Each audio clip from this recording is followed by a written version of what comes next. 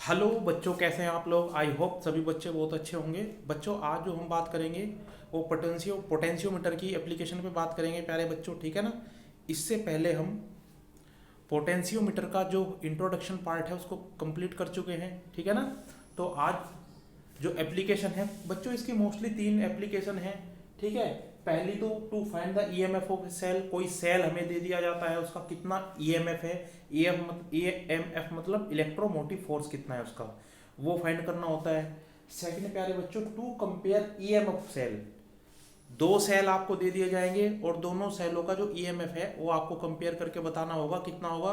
और थर्ड है प्यारे बच्चों, जो वो यहाँ पे नहीं लिखी हुई है, वो नेक्स्ट वीडियो में आपको बताऊंगा। उसमें क्या होता है कि कोई सेल दे दिया गया और पूछ लिया जाता है कि इसका इंटरनल रेसिस्टेंस बताओ कितना है, ठीक है ना। तो इस वीडियो में हम ये दो एप्लीकेशन पढ़ेंगे, नेक्स्ट वीडियो में थर्ड एप्लीकेशन पढ़ेंगे, ठीक है ना बच्चों। तो बिल्कुल ध्यान से देखिएगा बच्चों। सिंपल डायग्राम पोटेंशियोमीटर का यहाँ बना दिया गया है। पोटेंशियोमीटर क्या होता है उसकी ब्रीफ एक्सप्लेनेशन, इंट्रोडक्शन इससे पहले वाली वीडियो में मैंने दे दी थी, ठीक। यहाँ ध्यान से देखो बच्चों, जो लॉन्ग वायर थी पोटेंशियोमीटर में उसको मैंने माना है AC। यहाँ सिंपल डायग्राम है उसका, ठीक है ना। और ये जो AC वायर है ये कनेक्टेड है एक बैटरी से जिसकी वोल्टेज कितनी है, कैपिटल V, ठीक। और प्यारे बच्चों यहाँ ये एक तार लेकर के उससे हमारे पास एक सेल जुड़ा हुआ है E। हमें इसका बताना है कि कितना जो है ईएमएफ होगा, इसका ईएमएफ फाइंड करना है कितना होगा, ठीक। और इसके साथ में ये जो है ये क्या है, इसका इंटरनल रेसिस्टेंस है स्मॉल r। और यहाँ गैल्वेनोमीटर जुड़ा हुआ है जो बताता है कितनी करंट है, ठीक है ना। और इस गैल्वेनोमीटर की सहायता से यहाँ पर बच्चों एक जोकी जुड़ा हुआ है, क्योंकि यहाँ भी हम नल पॉइंट मेथड से ही ये फाइंड करेंगे, ठीक है ना। किस तरह से, ये जो जोकी है प्यारे बच्चों, इसका क्या काम है, ये कॉपर वायर या मेटल का बना हुआ होता है, ठीक। यहाँ ये बैटरी है, यहाँ प्यारे बच्चों ये जो जोकी होगा इसे इस तार पर ऐसे लगाया जाता है चारों तरफ, ठीक है। कहीं एक इस तार में से कहीं पर एक ऐसा पॉइंट मिलता है जिसके कारण इस गैल्वेनोमीटर में कोई डिफ्लेक्शन या कोई विक्षेप नहीं होता है, ठीक है ना। इट मींस यहां कोई भी करंट उस पोजीशन फ्लो नहीं हो रही है। आपको अगर याद हो व्हाइट स्टोन ब्रिज, तो ये उसी का ही मेथड है यहाँ पर भी, ठीक है ना। यहाँ कोई और उस पॉइंट को क्या बोलेंगे जहां इसमें कोई भी करंट फ्लो नहीं हो रही है, नल पॉइंट, ठीक। मान लीजिए प्यारे बच्चों कि ये x जो डिस्टेंस है, ये पॉइंट B है जहां पे हमें नल पॉइंट मिला, और ये A से x डिस्टेंस पर है। अगर तुम्हें याद हो तो इससे पहली वीडियो में ये सारी चीजें एक्सप्लेन करके मैंने पोटेंशियल ग्रेडियंट निकाला था जिसकी वैल्यू प्यारे बच्चों कितनी आई थी, kx। और वो पोटेंशियल ग्रेडियंट इतनी वायर जो हमारे पास थी ना, उसमें मैंने सिंपल डायग्राम वहां भी बनाया था, ये जो छोटी वायर है उसकी पोटेंशियल थी। बात समझ में आई। और उसकी वैल्यू कितनी आई थी, यहां देखो कितनी आएगी।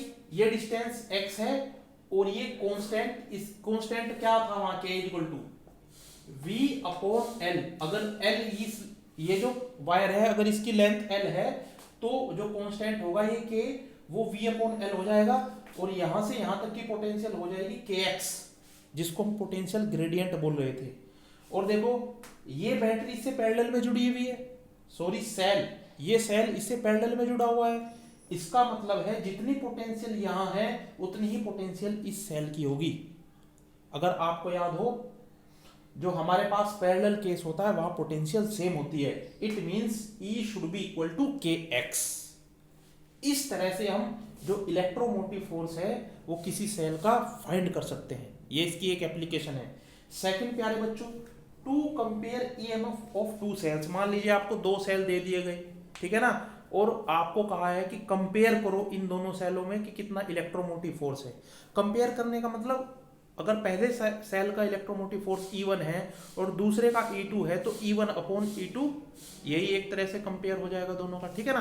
तो ध्यान से देखो ऊपर तो यही है, तो ये वाला सर्किट, ये पॉइंट A है, ये पॉइंट हमारे पास C है, और ये पॉइंट प्यारे बच्चों कितना है, B है, ठीक है ना।